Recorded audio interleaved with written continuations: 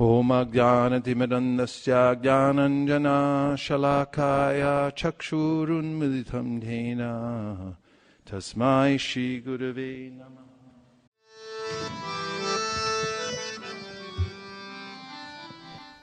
And for those who still have some attraction to the material world, by hearing the Bhagavatam, Shrinvatam Swakata Krishna Punya Shravana Kirtana Hridyantaksto Hibhadrani Vidhunoti Suritsatam. Krishna is called Vidhunoti. He's there within the heart, and he's attracted to Bhagavatam.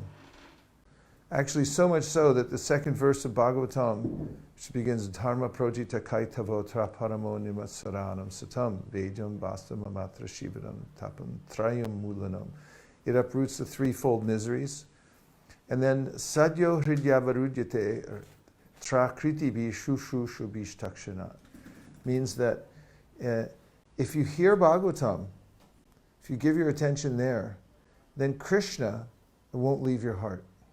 He becomes fixed resident in your heart. He's already there as the super soul, but this is something different. His manifestation as Bhagavan, as Krishna, the master of the Vrajabasis. He stays in your heart. Sadya Hridyavarujyate. He becomes fixed up in your heart very quickly when you hear the Bhagavatam. And it's mentioned elsewhere in the 11th canto, 2nd chapter, 55th verse of the Bhagavatam, that even if somebody incidentally hears the Bhagavatam, then Krishna is inclined to destroy many sins within the heart of that person. But the person who listens to it very carefully, who lives a lifestyle like this, specifically so that they can hear Bhagavatam, then pranaya rashanaya drutangri padma, it says that person ties Lord Krishna's lotus feet to his heart with the ropes of love. So the lifestyle is important because if you live in a certain way, you can have attention of when you hear Bhagavatam. You can be fascinated by it. And when you enter into the world of the Bhagavatam and you actually become interested in it, then you begin to enter the spiritual world just by hearing. This is the process for entering the spiritual world, is hearing Srimad Bhagavatam. This is the recommendation of Chaitanya Mahaprabhu. He said, Arajo Bhagavan Vrajesha Tanayas Tadama Vrindavana Ramya Kachirupasana Vrajavidu Vargena Vakalpita Srimad Bhagavatam Pramanam Amalam Prema Purmarta Mahan Sri Chaitanya Mahaprabhu Matamidam Tatradarya Nadra. He said that Sri Chaitanya Mahaprabhu's basic philosophy was that Krishna and his Dham are non-different, that the highest method of worshipping the Lord was conceived by the gopis, the spontaneous love, and that the Srimad Bhagavatam is the Amala Purana. It's the perfection of all the Puranas. It's purest. And also that the Prema Pumarta Mahan, the goal of life is a love of God. And so if you know these things, then you can focus your mind on Bhagavatam. Now, when will you come to the end of Bhagavatam? The answer is never, because it's Krishna. And so it's not that you'll master the Bhagavatam, it's not that we try to memorize it so that we can speak it eloquently or something like that. But we try to worship the Bhagavatam by submissive hearing, is going deeper into the meanings of the Bhagavatam and the association of devotees. This was the recommendation of Chaitanya Mahaprabhu. One of the 5 most potent processes of devotional service, he said, was to hear Srimad Bhagavatam and the association of like-minded devotees who are more advanced than yourself. And if you spend the time doing that, then naturally, Vidhunoti, Krishna, who's the resident in your heart, who's your well-wisher, helps you to sort everything out. He pushes aside, diminishes the anartas, and he reestablishes the relationship that we have with him. Pravishta karna randrena swanam bhavam saroruham. This verse says that by hearing Bhagavatam, then the relationship with Krishna is established within the heart. Tanama rupa charitari sukirtananu smrityo karmena rasana manasini yoja tishtam vraje tananuragi jananugami kalam nayed akilam itu padesha saram. Therefore, Rupa Goswami says the essence of all advice is to organize your whole time around hearing, chanting, remembering, especially Bhagavatam. Because he says then, naturally, the step-by-step process from that hearing will be that you'll develop an attraction, and then it will become more and more specific. Your attraction for a particular kind of devotional service that's performed by a resident in Vrindavan will be piqued. And then you'll desire to follow in the footsteps of that resident in Vrindavan. And this is the sum and substance of all advice in devotional service, to develop this attraction. So that requires hearing Srimad Bhagavatam. So, what questions do you have? I heard the subject matter was how to enter more deeply within the Bhagavatam. Yes, Prabhu. So I'm gathering from this that Srimad Bhagavatam should be kind of our second most focus after chanting, is that correct? Yeah. Great. And then I've got this is like a double question, if you don't mind. Well, we give, for questions that we mind, we give 100 quid. But let me see if I have it on me. Okay, I've got Go ahead. here a recommended regime for reading, so how we maybe structure that, or Well, one thing that I do is I always carry in my bag the chapter I'm working on. So I put it in a Ziploc. I don't know what you call them over here, but back in our country we call these Ziploc bags. I don't know if you knew what they were actually for, but they're for Shastra. So it doesn't get wrecked or wet or anything like that. And this is chapter 5 of the Bhagavatam, Narada's instructions to Srila Vyasadeva. And I always have this with me, one of the chapters that I'm working on. And whenever I have the opportunity, for instance, we got, on the way over here, we had to go to the Gurukul this morning, so I got up to the 17th verse while Divyanam Prabhu was driving. And we were, Prabhu, would you like to come in? Please get him a chair. He can put a chair over here for Pankajangri Prabhu.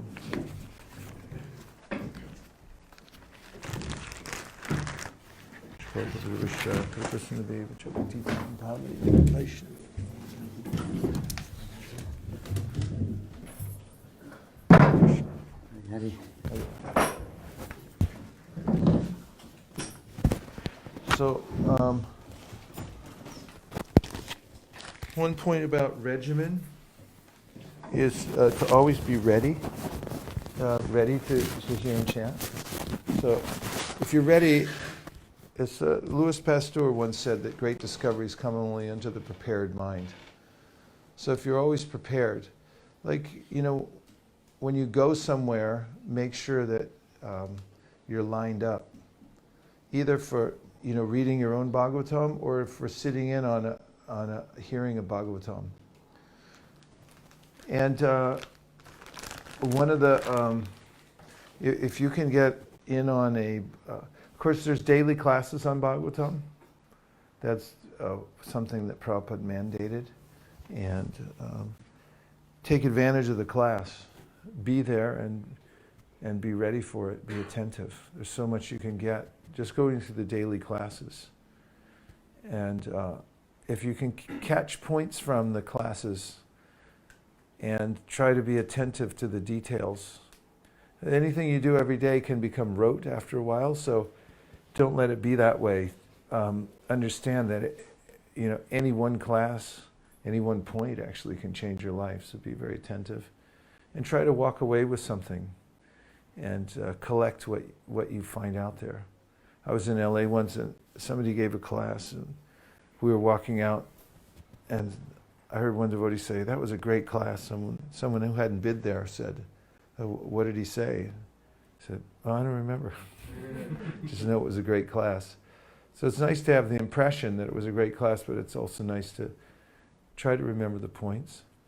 Also, if you can take some time with a group of devotees to hear Bhagavatam in association and discuss. One of the things that I do frequently with devotees is we read Bhagavatam and then we'll stop at intervals and have discussion. And then, for instance, within any given purport, there are verses that are tangential, and you can follow those, like follow a thread, pull out a book that a verse that relates to the other one, and start following a thread like that. Also, if you can get time, you can join a group that's reading Bhagavatam regularly. In Kartik, the last 19 years, I've been in Govardhan. I spend the whole month there, and every day we have a very regimented schedule. We read 5 hours of Bhagavatam. And the whole purpose to be there is to hear Bhagavatam. So whatever opportunities you can find, and look for them. Find where the opportunities are. Just like gamblers. People are addicted to gambling. Whenever they get into town, there's always some gambling match going on somewhere in the town, in some back room. So before they get there, it's like, where's the game? They want to know where the game is. And they have to go to some seedy part of the town, knock on some back door. Person opens the door. Who is it? You got to give the password. And all right, come on in. And they'll deal you into the game. So the same way with Bhagavatam, you have to find out who's into Bhagavatam, who's reading it somewhere, who's really into it. And then, find out what the code word is, try to get in on it, and listen. The other thing is that I recommend finishing the Bhagavatam in a set amount of time every year, or every 2 years, or at least every 5 years. You should go through the whole thing from beginning to end. And I probably already said this in one of the classes, but since you asked about regimen, I created an app. It's called Be a Sage, page by page. Yeah, if you just carry him with you, you never know. Krishna will make the arrangement. So, as far as Raganuga Bhakti goes, we're following, I was saying that one who achieves spontaneous attraction does so internally. Externally, the person follows all the rules and regulations of the system of bhakti that we have very carefully. It's not like, he's a pujari and then he shows up an hour late and says, "Oh, it's Rag Bhakti." No, they're on time. But internally, they follow the system of spontaneously worshiping Krishna 24 hours a day, and it awakens naturally. Prabhupada gives very simple examples when it comes to Raga Nuga Bhakti. So one of the examples he gives, when you're learning to type, then you have to follow the typing book. And at first you have to be very careful where you place your fingers. And after a while, you know where to place your fingers. They go spontaneous and naturally. So,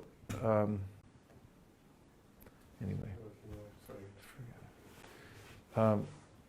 Then after a while, it becomes natural that, your fingers follow a particular course. So, in ISKCON, we're actually following the path of Raganuga Bhakti. And our goal is Prema Bhakti. These are the two things that Chaitanya Mahaprabhu specifically came to teach. He came to teach the path of Raganuga Bhakti and to attain Prema for Krishna. So as we follow the various processes that are already there within our system, these are meant actually as stimuli to reawaken the natural potential love that we have within our heart by being close to the deities, by worshipping Tulsi Devi, by chanting the holy name. These all invoke the spontaneous love.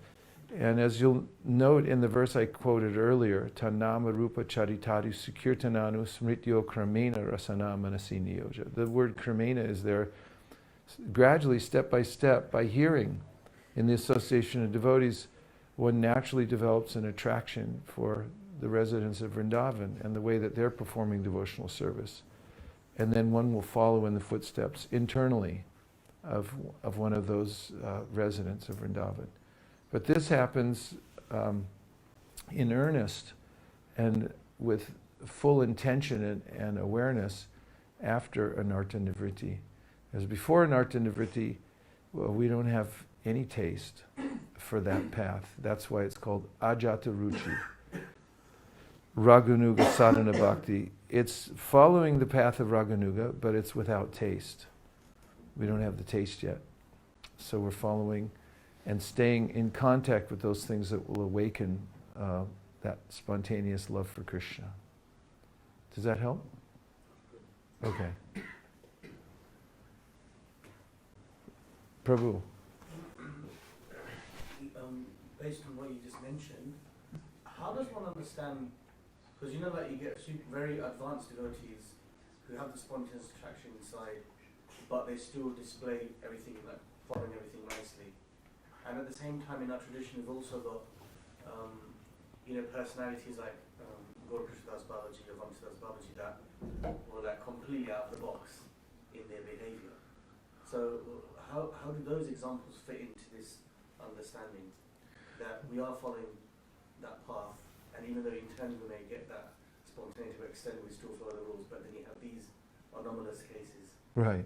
Well, that's explained in the commentary to the verse that Srila Ishvara Puri gave to Sri Chaitanya Mahaprabhu, and that was after Mahaprabhu had taken initiation and then come back to his guru and told him that maybe you gave me the wrong mantra because it's driven me kind of crazy.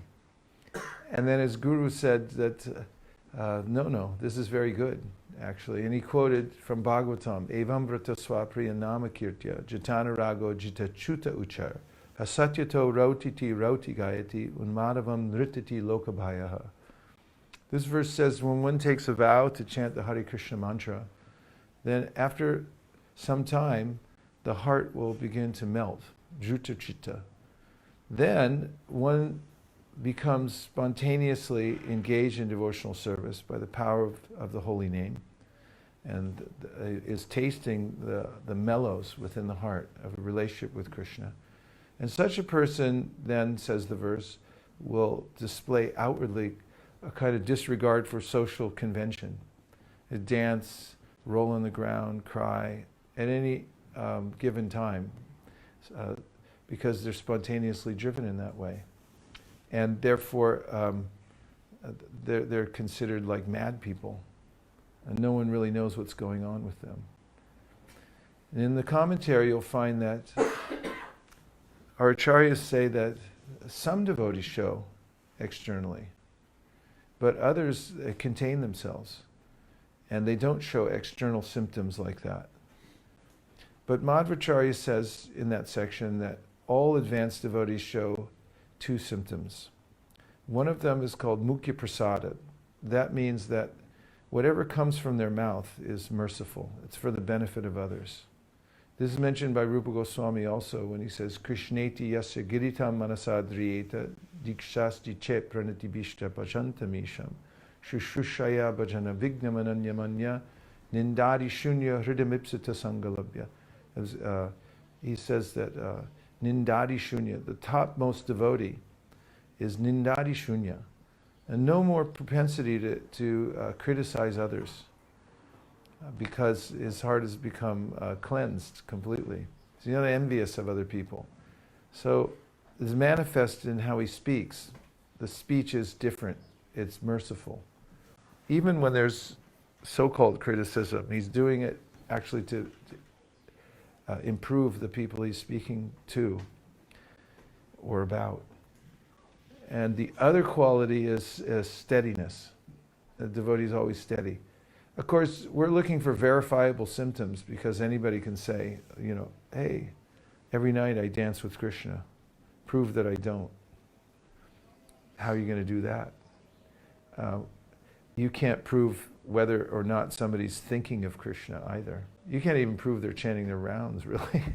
It's hard to tell, unless they have very visible sadhana. But really, you can tell from somebody's steadiness. When you're around other colleagues, you can see how steady they are. And over time, too. I mean, people can maintain steadiness sometimes for a year, 5 years, 10 years, 20 years. But, longer than that, 20, 50 years, it starts to indicate something very deep within the heart. There's some kind of steadiness there, some advancement. So these are two ways to judge. Generally, the ones you mentioned there are take to the Babaji life. They're not so interested in preaching. Prabhupada was very stoic when it came to expressing spiritual emotions. He didn't exhibit them readily. Neither did Srila Bhaktisiddhanta.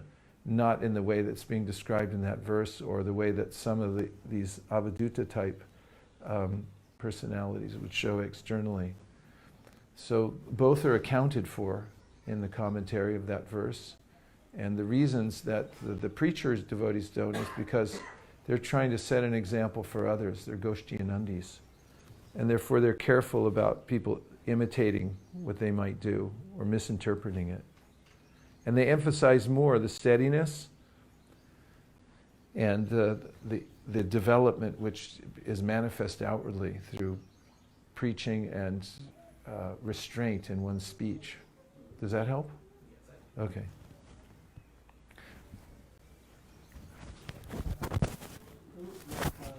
Along with advancing spiritual practices of our commitment, our dedication to the movement, obviously also genuine devotion and absorption in Krishna consciousness. And for that, because it's not so external, a lot of introspection is required and reflection. So I'm just wondering, if someone would ask you that as devotees we need to be introspective, but how do I be introspective? What's the framework? What are the kind of things I should be doing? Because sometimes when we observe our own character, it's actually very difficult to understand our internal development.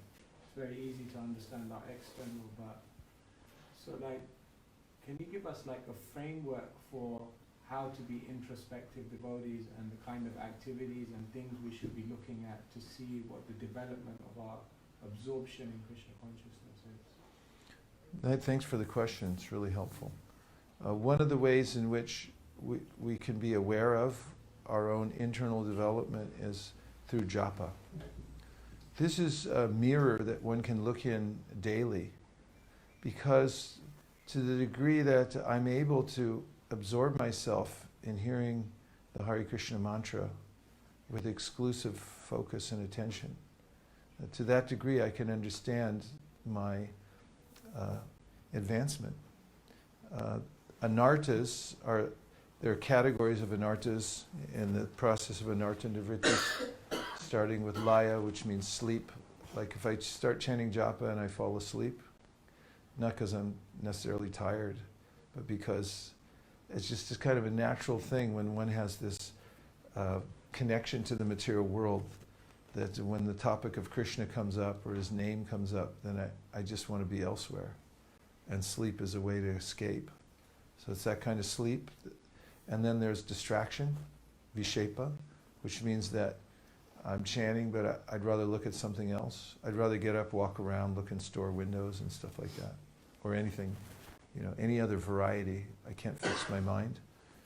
And then there's an indifference to the whole thing. And then there's natural impulses that come out from my senses and innate kind of qualities that prevent me from practicing steadily. These are the 5 obstacles to nishta. And if I'm chanting japa, it's a time I can become really aware of whether those things are present or not, or to the degree in which they're becoming diminished. And I can observe for myself, be self-determining and see, like, how am I doing in that? And in that observation, we could also try to locate our own sincerity and say, to what degree would I like to overcome these things? Or am I satisfied with letting them stay? And that's a real existential crossroad. It's like, do I want to keep these? Or do I want to pass beyond it? And it's in that recognition that there are obstacles. And then the way in which we pray when we're chanting that, Krishna, please let me remove these obstacles so I can really actually exclusively focus on your name and on the chanting. This is a kind of introspection that is useful. It's very powerful because it's practical. Everything comes, all our advancement will come from the chanting of the holy name but more specifically, our chanting of the holy name with full intention and attention. And that requires introspection to actually see, am I paying attention at all? Am I just going through the motions? That's painful, actually. To chant without full intention actually hurts. It's kind of I'm not in either world. I can't be fully engaged in sense gratification in the mind or senses because I'm chanting, but then I'm not there with the holy name either, so I'm sort of stuck in the middle.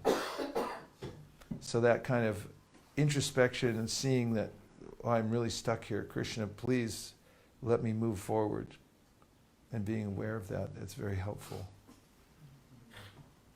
It's kind of practical. Prabhu. Thank you for your class. So you spoke about chanting. I was reflecting how, when we chant, it seems, or read or do any spiritual activity, it seems that we are mostly fighting with, just to be focused, rather than even fighting to, okay, Krishna, I'm chanting for you, or I'm reading, I'm trying to hear, So mostly actually we are fighting against, just being focused. So it seems that we are like very, very far from even touching the basic kind of connection with Krishna, because mostly we are focused on us. Even when we are chanting, we can bring mind back, rather than even trying to hear or establish any kind of relationship as such, or while we're reading as well, if you can share something. Well, first of all, our relationship has to do with our attention. Because as I was saying earlier, the only thing we actually have to give is our attention. That's our choice. It's the only thing Krishna doesn't necessarily have either. He has everything and he controls everything, but very interestingly, the one thing he doesn't necessarily control is our attention. And he gives us freedom on that side. In fact, he provides, in the material world, 8,400,000 species, so we can mess around. And he could have just given 10 species of life, but then we would have complained. It's like, why only 10? I want to try birds and all kinds of stuff. So the fact that you're trying is relationship. When you're trying to pull your attention back, even if there are restraining features or you're being held back because of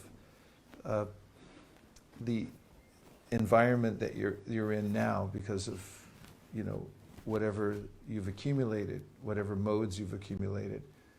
But the clearing stage, Prabhupada put it really simply. He said there's 3 stages in chanting. The first stage is offensive chanting, second stage is clearing, and the third stage is perfectional chanting, chanting in love of God. So offensive means you're not trying. Clearing means you're trying. And you're fighting the righteous fight, somehow or other. But as you'll notice in the Harinam Chintamani, Bhaktivinoda Thakur, through the teachings of Haridas Thakur, goes into detail about how important it is to fight that fight and really try during that time, because he says that Namabhas is so valuable that even if you can get one name in Namabhas, out of 16 or out of a whole year of chanting 16, you get one name that actually slips somehow accidentally into Namapas. Like, how'd that happen? I actually paid attention. I actually felt something. It's so valuable, he said, that you can't compare it to reading all the Vedas, you can't compare it to performing severe austerities, to giving all kinds of charity, and nothing compares to getting one name like that. And so it's worth the battle. Don't think it's not. And of course, in any discipline, you always start with a battle. If you want to learn to play the violin, most people give up because it's really hard to find out where to put your finger and then to coordinate it with getting the sound right and everything like that. But if you keep fighting through, you get one note and you go like, wow, it can be done. Actually, where'd that come from? So with chanting too, fight the righteous fight and realize that Krishna appreciates that you're trying. In fact, that verse, Vrisrijati hridayam na yasya sakshat, darir havasha bahitopya goganasha, pranaya rashanaya drutangri padma, sa bhagavati bhagavata pradana ukta. I referenced it earlier in the talk, but more specifically it says that if someone just even accidentally says Hare Krishna, Krishna has a tendency to destroy hundreds and millions of sins within their heart. What to speak of somebody who tries? They're actually trying to do it. So that's the clearing stage. And keep pushing on that, because the breakthroughs that you get, even if they're infrequent, because you said mostly, mostly it's like this, but the time it's not, that's a big celebration.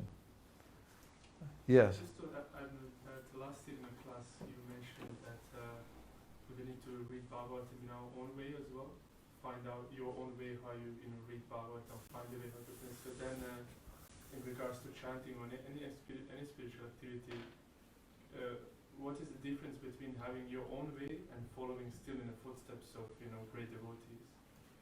Well, following the footsteps means that the great devotees actually chanted and they actually read the Bhagavatam. Following the footsteps means finding out the way that you can do it every day. My experience over several decades of practicing devotional service is that things aren't always the same. You have to adapt. Look, even traveling. This period in my life, I've been traveling. And so now, being in your home base means you get what you want. When you travel, you get what you get. And that includes facility for anything, like even chanting. So you might be jumping in cars, trains, planes, and things like that, and think like, this is not sitting in the temple, this is different. It's like, so what? Just find the way to do it there. And then same thing with different eras in your life. They may, you may find yourself in a situation that isn't normal, or that you think isn't normal. So adapt and find out your own way how to do it. Everyone has a different set of senses and ways of sitting and getting things done. So the main point is to follow in the footsteps. The basic principle is to focus on the holy name with devotion. And the other thing is, be inventive. Find out how to get it done. Of course, don't be crazy or weird or anything like that, because people like that in the ashram drive others crazy. But, like somebody who chants extra loud till everyone else is drowned out, or, bangs into the walls and stuff like that. I've seen a lot of crazy stuff in brahmacharya ashrams, So one devotee used to pace and he'd slam into the wall every time he crossed the room with hey, Krishna. Apparently to stay awake or something, I don't know. Don't be nuts, but be inventive. Find out a way you can do it. You can always get inspiration from people around you. Once I was in Mumbai, Giriraj Maharaj happened to be there, and I saw, he would get his asana and he'd move it right up next to Prabhupada. I mean, not 2 feet away, but actually the asana is touching Prabhupada's vyasana, and he'd sit right there and then he'd chant.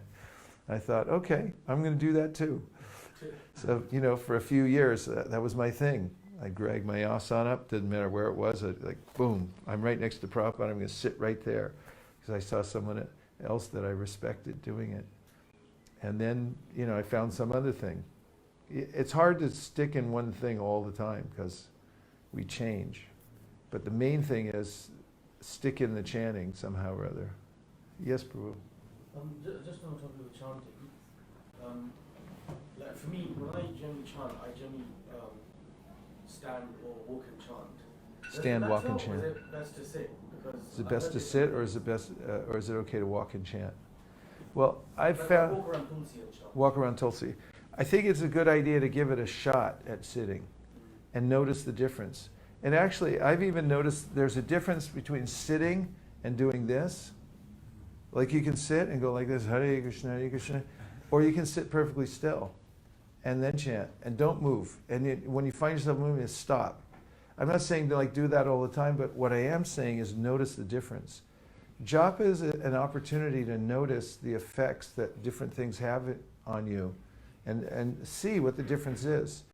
It is a little harder to sit and not move and chant, but it can be really beneficial because if you're moving, there's a tendency for the mind to stay moving too, and you don't notice this as much. Like if you get on a wild horse and you don't care where you're going, then you won't notice that he just runs off in his own direction.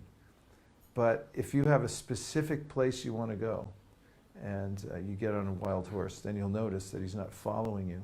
So I noticed that moving around, my mind tends to move also. So I think it helps, at least it helps me anyway, to at least start by sitting for as long as you can. And even sometimes if you sit down and you notice that you can't sit even for a minute, like you'll sit down and the mind says, get back up again. It's a good idea to ask the question, who said that? And why am I obligated to get up when you say get up? Why can't I stay? It's actually the greatest pleasure in life to be able to be self-determining and to say, no, I'm sitting here. And then it's a much higher pleasure to actually be able to not be even aware that there's time going on. Not being aware that I'm moving forward, I'm trying to get to the end of my 16 rounds. If you can lose that track because you're so focused on chanting the mantra, which to me requires that you get in touch with the reason you're chanting. It really helps for me to be focused when I clarify why I'm chanting, and then I'm actually chanting more from my heart. That I'm saying, Krishna, I don't have anything. I didn't get anything yet, and why am I the only one left out? Everyone else is getting something. Could you give me, like a little something? And really beg. And if you can enter into that timeless state when you're chanting, which really helps, and be unaware of the fact that you're trying to move ahead, you're trying to do 16 rounds, there's a time limitation, that's good chanting. Of course, walking's okay. Prabhupada walked. I saw videos of him pacing back and forth sometimes when he'd chant. So it's any way that helps you. But I think it's good to experiment with different ways and see where your mind really is going. Because sometimes you don't even know yourself. You're just walking, and then you don't know the difference between walking and sitting. Well, I should say, you do probably, I don't. But so I have to observe it, be very careful to observe it. Does that help? Thank you. Yeah. Prabhu. No one too. Thank you so much, Pankaj. Hare Krishna. Something like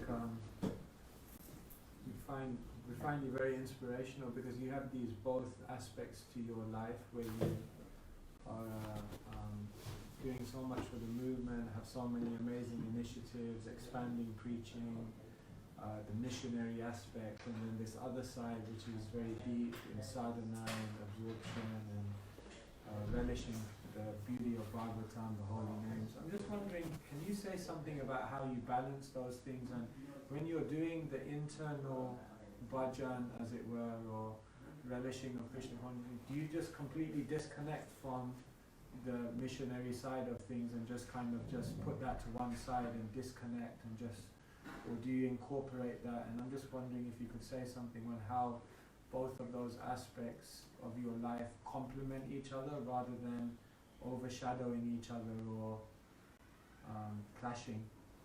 Sure. Thanks for the question. I think it's a good one. I mean, first of all, from your lips to the Lord's ears that I may have some sadhana someday, or any help for the movement. But the way I conceive of it and present it is like there's rice, which is a good food, and there's dal, which is a good food. And according to Jamuta's cookbook in the rice section, when you mix the two together, you get 42% more nutrition. It's this really interesting phenomena called synergy. And somehow or other, these two things together in nature, that when they fuse together, they complement each other and they bring out the best in one another. And therefore you get like 42% more nutrition. That's amazing. In a similar way, hearing and chanting is good. And the mission going out, like I've concentrated a lot on book distribution over the years, and going out on book distribution is good. But when you put the two together, then you get super sadhana. And when I'm chanting, I'm always aware. Like with book distribution, I'm always running scared. Because it's one of the services where you're so fully dependent on Krishna. I mean, if I cook, I have a pretty good idea where to get, the ingredients and that they're going to show up and that I'm pretty sure the prep's going to be okay. There's always some kind of variable, but I'm much more confident. But when I go out on book distribution, I have no idea what's going to happen.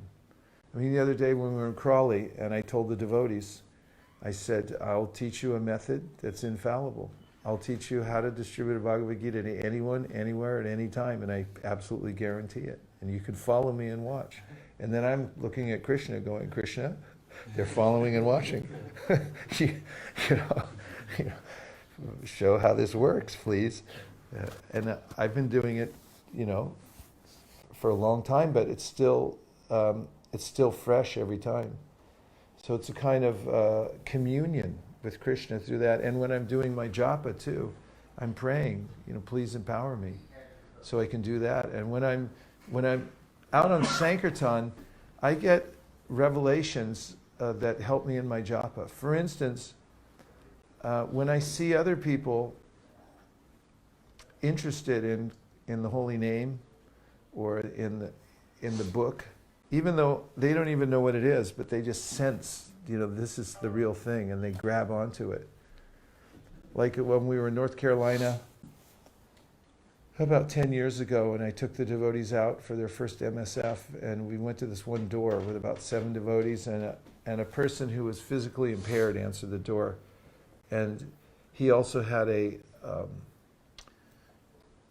nurse that lived with him. And so when I showed him the book, the nurse was not into it. She said, you guys should leave now. But the guy grabbed onto it, and he wouldn't let it go. And I was explaining the whole thing to him, asked him for a donation. She said, now you really have to go. But he insisted. He was so physically impaired he could barely talk or move, but he knew he wanted the book. And then he came back. He made the nurse bring back $10 and give for the Gita. And then I said, now, do you believe in power of prayer? And she said, now really go. And she tried to close the door, and he wouldn't even let her close the door. So I taught him the mantra, Hare Krishna, and he had to strain to say it. Hare Krishna. And after he had said the whole Maha mantra, we gave him prasadam, the door slammed. He was inside with the book, and I turned around, and the devotees with me, they were actually weeping. And I asked one of them, I said, what's going on? And one of the devotees told me, she said, I wish I had that much desire to chant. I mean, it was real too. It wasn't, it was just like a primal, visceral kind of thing where they were all going like, wow, I don't have any taste. But this person does, I mean, you get stuff like that on book distribution, and when you're out and you see the faces of people, like you're doing Harinam, and you see the faces of people, they were on their way to the bar, but it's like, hey Larry, come over here, listen to this. What is that? You know? And then you're going like, yeah, what is that? It's the time when I actually wake up to what I'm doing, you know, become aware, because it's coming off of the other people. Vicariously through them, I'm experiencing it again and again as fresh and new. And so I always like to define book distribution as high sadhana. It's just, you know, the two things go together. There's synergy in it. And everybody knows, you know, the fear. We used to call it when we were, you know, back in the old days, the fear of the bomb out. Bomb out meant you went out and you didn't do as well as you thought you were going to do. Like, how'd you do? I bombed out. That's what we used to say. So one of my godbrothers used to say, I live in fear of the bomb out. It's like why is your sadhana so strong? I live in fear of the bomb out. It's like so intense sadhana. So I remember my godbrother Manasutta, he passed away a few years ago, but he was the king of O'Hare Airport for about 3 years in a row. He dominated the charts. And when he'd chant japa, man, you couldn't get near him. You know, nobody could disturb him. No one could say anything to him. And he'd just lean into his japa so heavily, every syllable. And people around the world wanted to know, how are you doing so big? He only give one word answers, japa. That's it, japa. And we all saw it too, you know. His japa was so intense, but he was thinking, I got to go to O'Hare, which was a particularly heavy environment. But he'd be out there, and you know, that japa was still on him. And when people look at him, they're feeling the mantra, just like Dadichi, you know. His whole bones were empowered because he had that Nisringa Kavacha going in, the Narayana Kavacha, you know, it was like in his bones. So it's like that with the sadhana. It's like you got to have it in your bones to go out and, you know, deal with the outside world, or even the inside world, because that's pretty intense too, as you know. Inside or outside, just, you know, our relationships and everything, and if you're in a management, all those kind of things, you have to have some empowerment. So the two things always balancing. Prabhu? I'm starting to read a book called The Laws of Human Nature, and it's a non-Krishna conscious book, but it's an in-depth study of human behavior and human personality. Do you think this non-Krishna conscious books can bring any value to, for example, book distribution, to understand humanity and understand another human being? Is there any value in there, or should we? I don't know. Is there? I mean, did you find anything that helped? I'm just really at the initial. I'm trying to concentrate more on my other reading, but it's in my library at the moment. I just wonder what you thought as a. Well, I think that person. The one thing is, if you're assimilating Bhagavatam and Bhagavad Gita really deeply, then you'll be able to more be adept at extracting, you know, whatever is valuable from other things. Like, you know, you can look at your whole environment. What to speak of somebody who put together something thoughtfully. You know, you might be able to take something out of it that, you know, you could use as a bridge or a way to understand certain concepts. There is a danger, though, of getting overly dependent on that and forgetting that the Bhagavatam has all those things too. I mean, one thing is assimilating the Bhagavatam is not a light thing. It requires a lifestyle, and it also requires a lot of dedication. It's a master. Well, it's not like we're trying to master the Bhagavatam. We're trying to master our senses and mind, and it comes about by really deep dedication to the Bhagavatam. And I'm finding more and more as we go through the Bhagavatam and read it comprehensively that the lessons are all in there. I mean, it's remarkable how many lessons are there in the Bhagavatam that deal with everyday circumstances and human psychology, very revealingly so, and candidly so in the Bhagavatam, almost shockingly, how it deals with that. Prabhu, you had a question. Thank you for a wonderful testimony. After we are reading through Bhagavatam, you'll see in the purport there's always first being mentioned. So if you can elaborate. When we're reading these,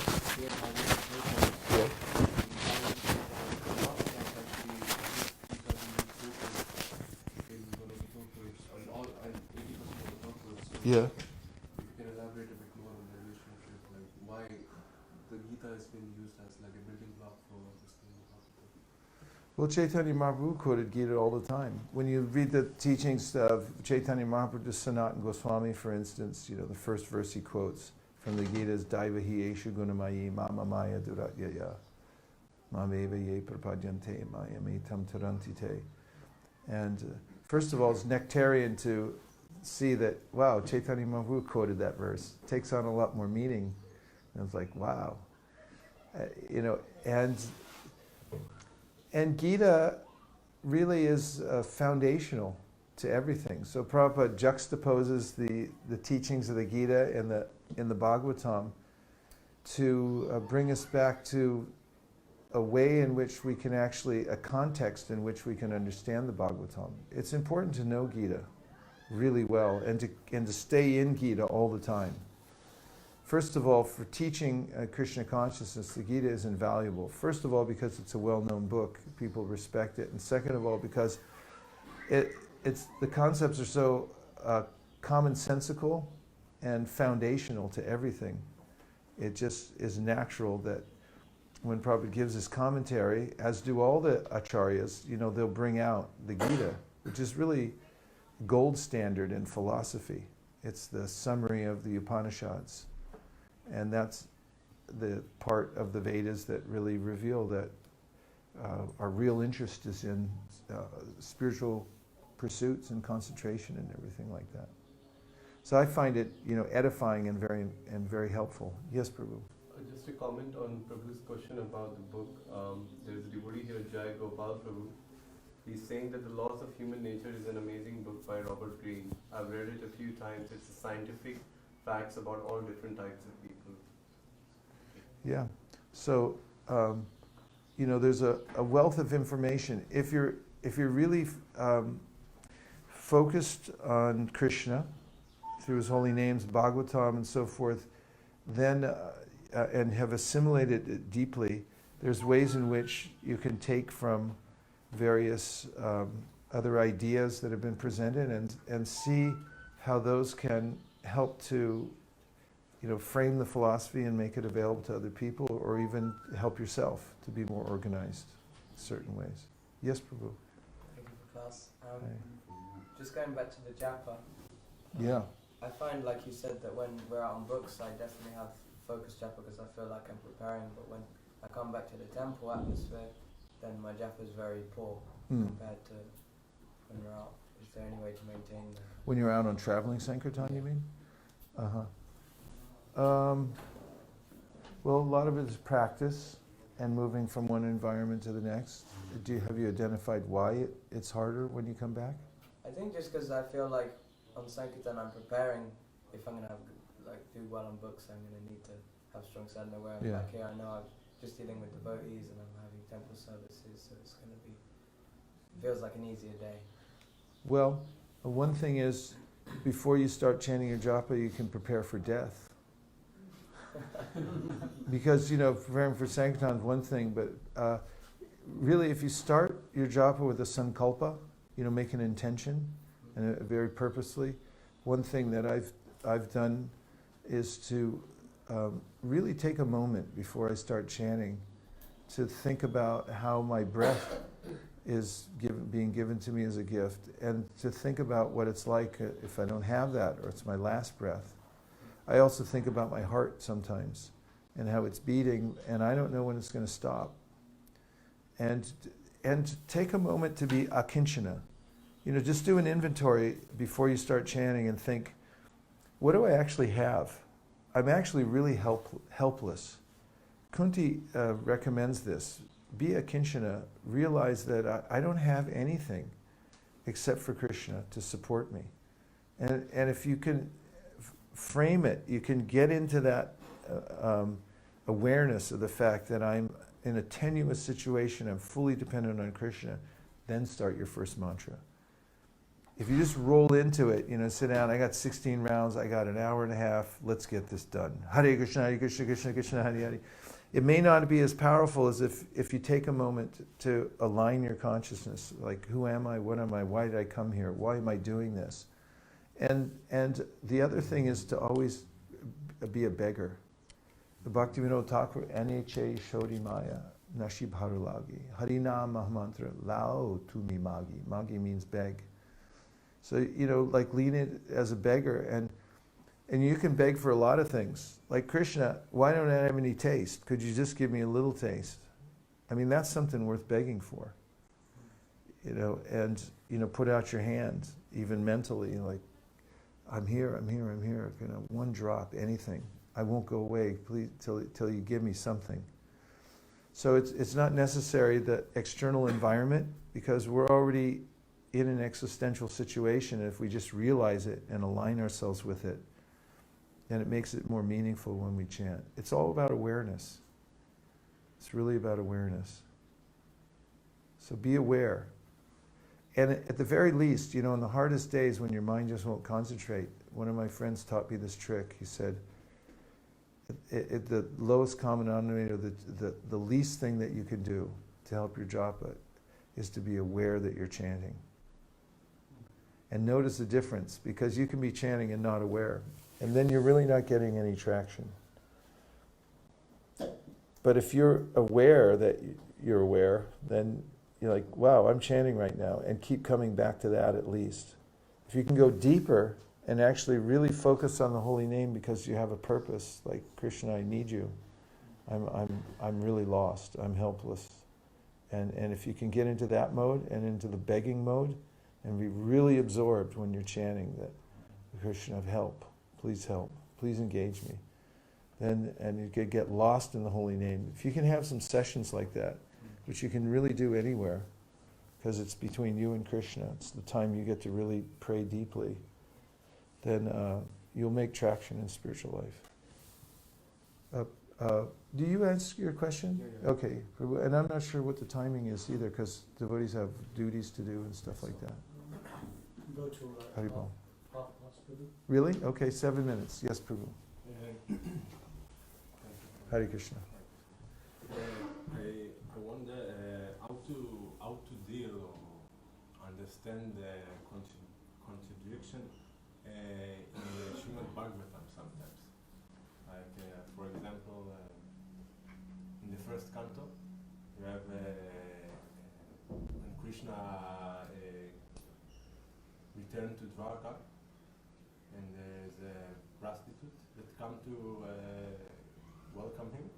And a few chapters after, you have conversation with Bhumi and how you call it? Dharma. Dharma, the personality of Dharma, and it said it's something they're not supposed to be, like prostitutes. It's something bad. So how can we understand this type of things that come? Well, the prostitutes in Dwarka were great devotees. And so the lesson there is, whatever you're doing, whatever it is, at least if you connect it to Krishna, you're a devotee, then how can it be bad?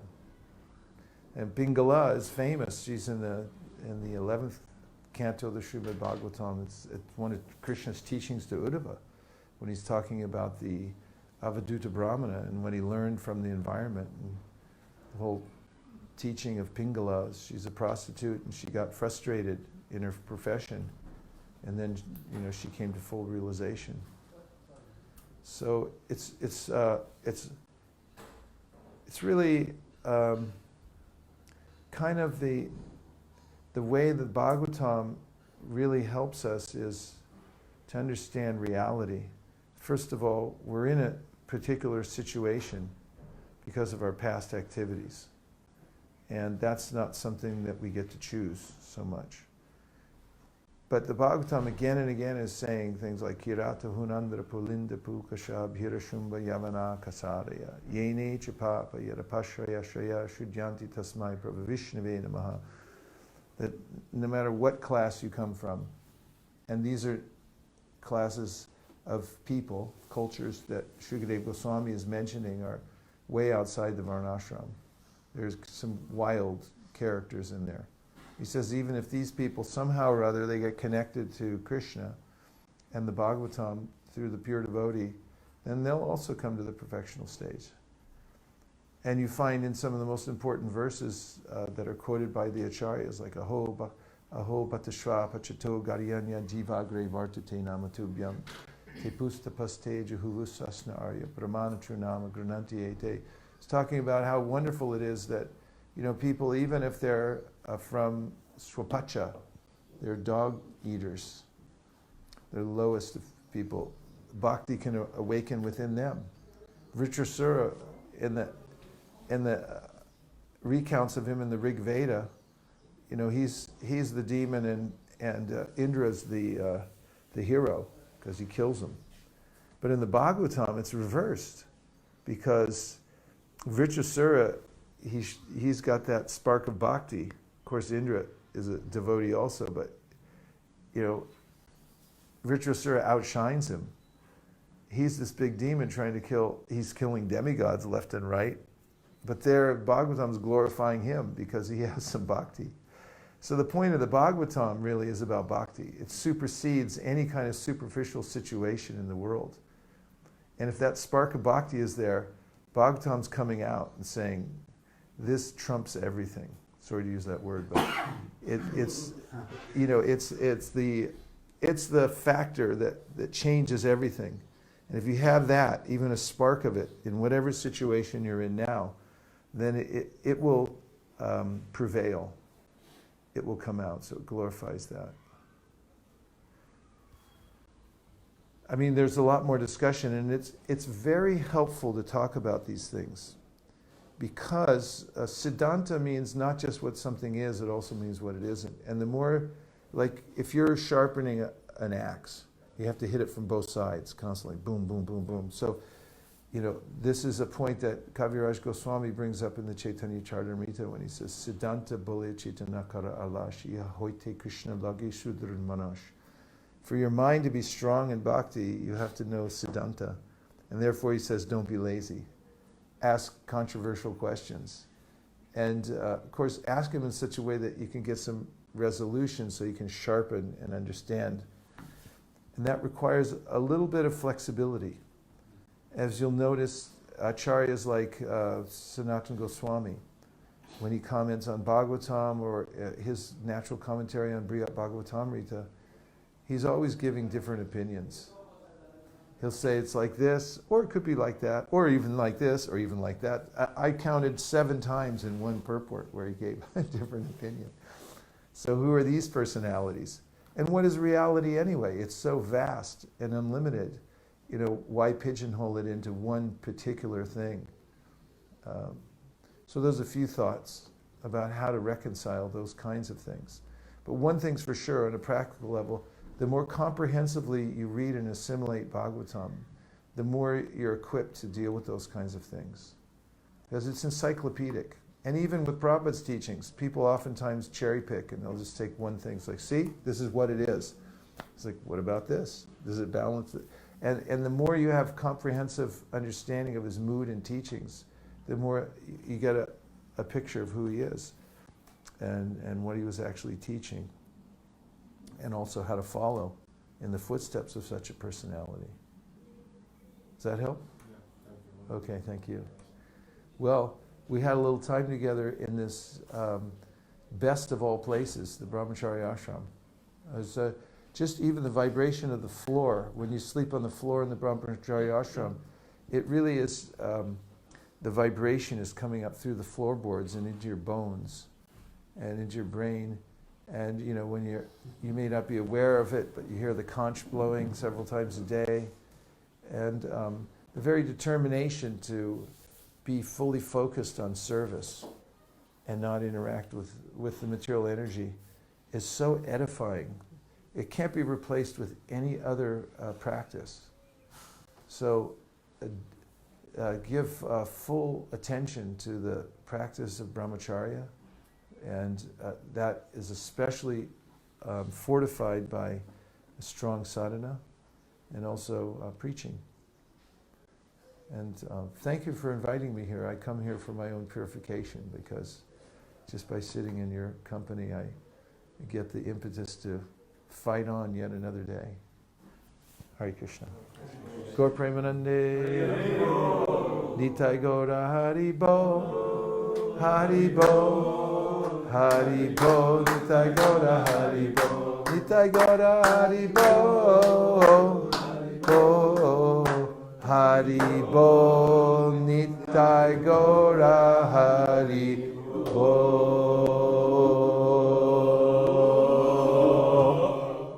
No, you got to stop right at the end. Now try it. It has a certain effect. You'll see what. Gaur Premanande. Nitai Gaura Hari Bo. Hari Bo. Hari Bo. Nitai Gaura Hari Bo. Nitai Gaura Hari Bo. Bo. Hari Bo. Nitai Gaura Hari Bo. Close, but someone want to. One more time. You got to stop immediately. You'll see. It has an effect. Okay. Gaur Premanande. Nitai Gaura Hari Bo. Hari Bo. Hari Bo. Nitai Gaura Hari Bo. Nitai Gaura Hari Bo. Hari Bo. Nitai Gaura Hari Bo.